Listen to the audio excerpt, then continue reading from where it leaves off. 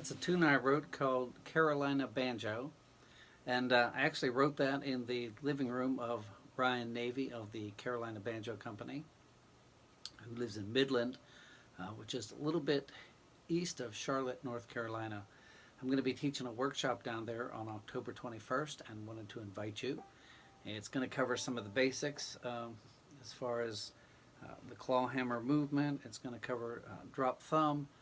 It will cover some how to play clean, how to put emotion, how to make your music more musical. And on top of that, and we will learn tunes. It's not a tune workshop. The tunes will be tools and learning the techniques.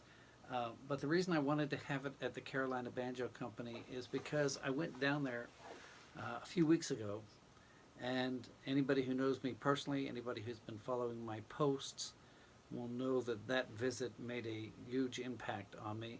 Uh, I wrote a song from it and called it Carolina Banjo, so that's kind of evident.